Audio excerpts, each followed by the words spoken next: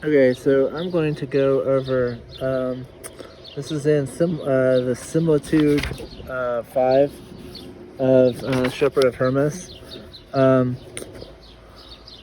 so God does speak of what our field is, and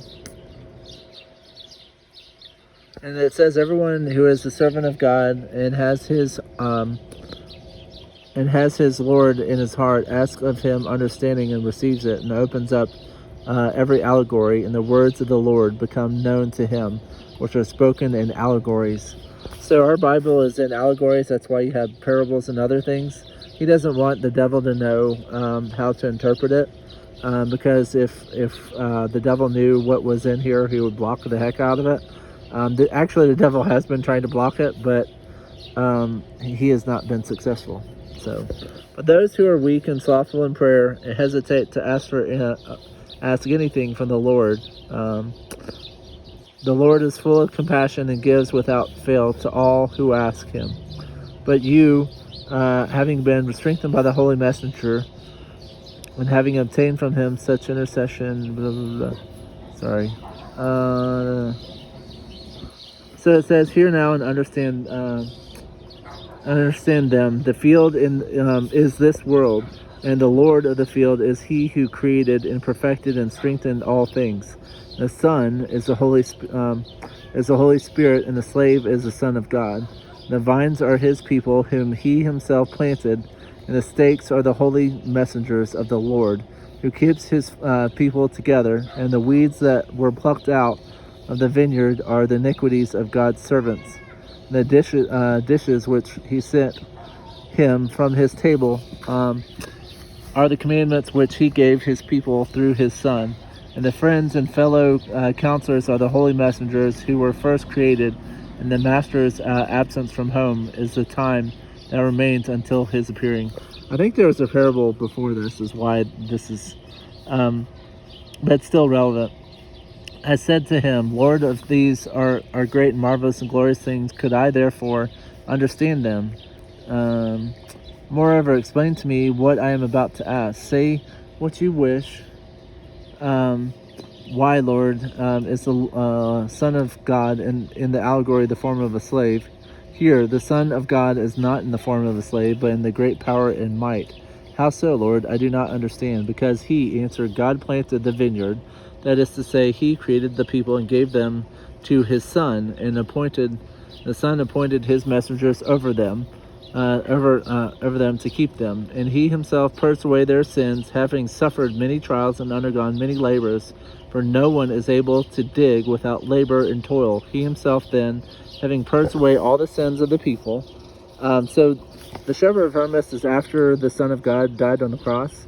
And so this is God revealing to him what it all means. So it says, he himself then purged away all the sins of the people, showed them the paths of life by giving them the law which he received from his Father. You see, he said, that he is the Lord of the people, having received all authority from his Father.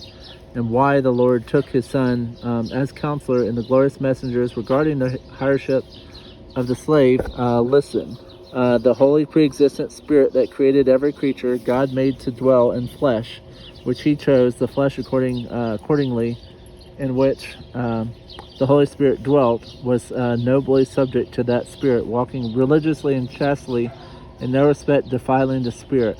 And accordingly, after living it excellently and purely, after laboring and cooperating with the Spirit, having in everything acted vigorously and courageously along with the Holy Spirit, he assumed it as a partner with it.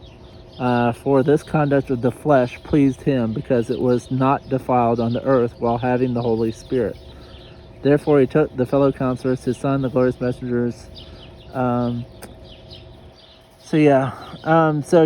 it says to keep his flesh pure and stainless, that the Spirit which inhabits it may bear witness to it, and your flesh may be justified. See that the thought never arises in your mind that this flesh is yours is corruptible, and you misuse it in any act of defilement.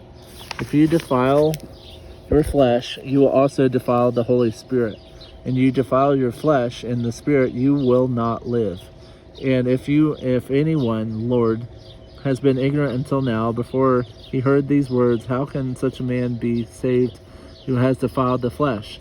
God alone is able to heal them, for to him belongs all power. But be on your guard now, and the all-powerful and compassionate God will heal former transgressions. For if the time to come you do not defile your body nor your spirit, for both are common and cannot be defiled, the one without the other. Therefore keep pure, and you will live to God.